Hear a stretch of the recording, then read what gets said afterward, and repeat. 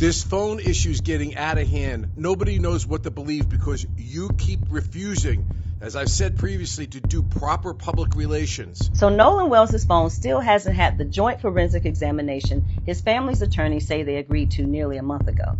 So what's the holdup? Nolan Wells' family says that they are ready to turn over his cell phone for a joint forensic examination. Hell no, you're not getting my son's phone.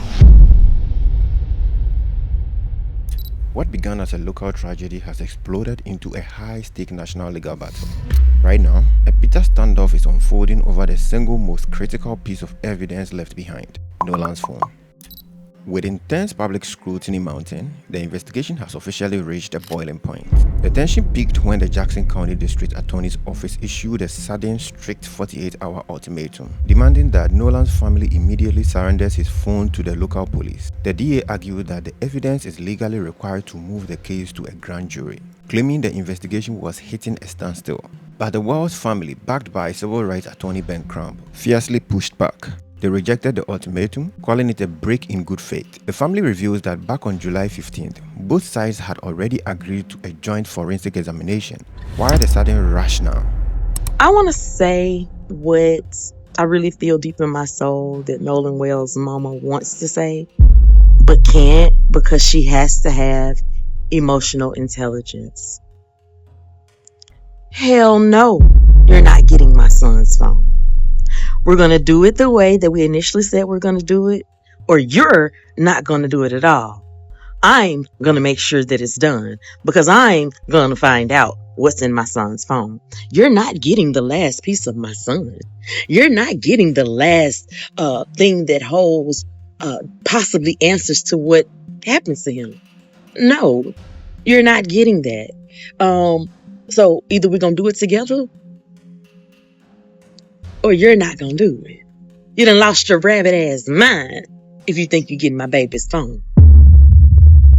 To break the gridlock, the family's legal team has issued a counter-proposal, offering a precise 4-day window this week to finally extract the data under mutual supervision. Meanwhile, the federal government is also stepping in. Breaking news update to the Don Lemon Show Newsroom. Nolan Wells' family says that they are ready to turn over his cell phone for a joint forensic examination this week. Their attorney, Ben Crump, says the family's experts are on standby and they've given the district attorney 4 days to choose from. Now, the family says this is exactly what both sides agreed to back in July, on July 15th. Their experts, the DA's experts, and possibly even the FBI examining the phone together.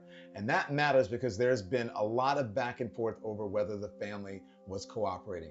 Crump says they are. Their message now is pretty simple. We're ready, the phone is ready, pick a day, and let's do it. The family believes that Nolan's phone could contain critical information about his final hours. So hopefully, this finally moves the case forward. The phone in the Nolan Wells case. I have a message directly to DA Angel Myers McGrath from a former prosecutor who did the same job you did, 30 years criminal trial experience, certified criminal trial lawyer, former head county prosecutor. Please listen carefully. This phone issue is getting out of hand. Nobody knows what to believe because you keep refusing, as I've said previously, to do proper public relations.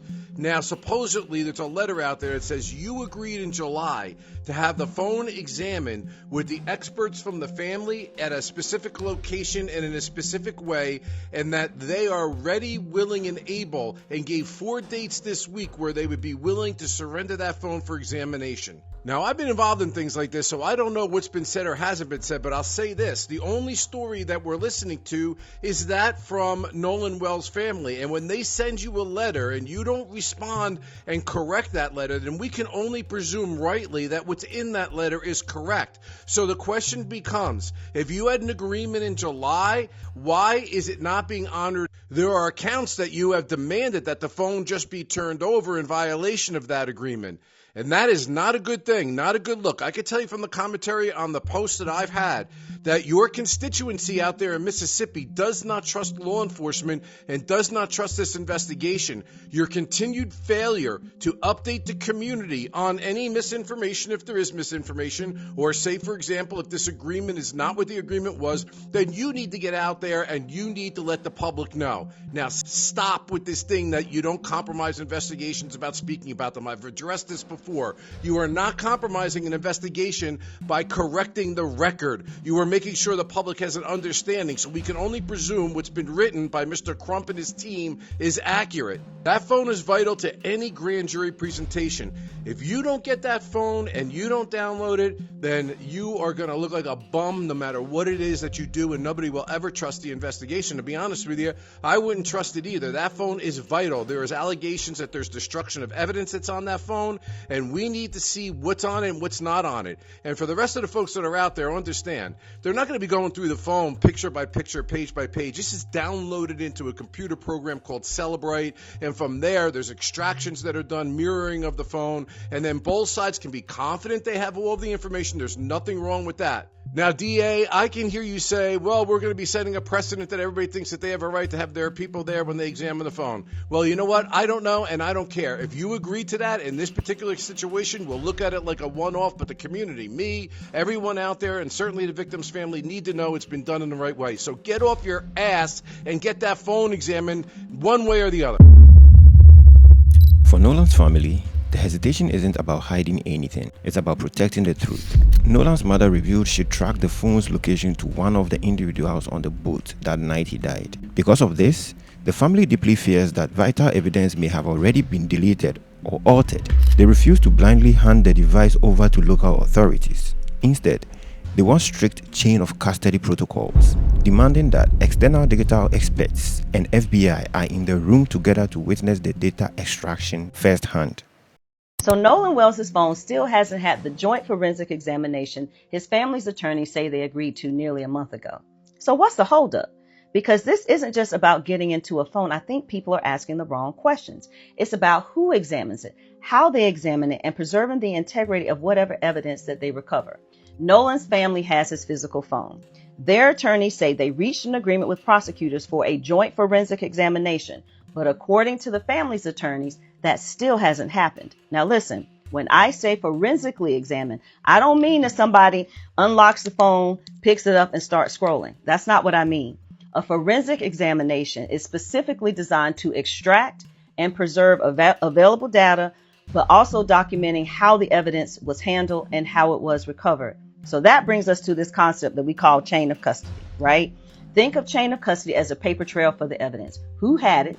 When did they have it? And what happened to it along the way, right? So that's particularly interesting here because we know that Nolan's phone wasn't in law enforcement custody from the beginning. We know that.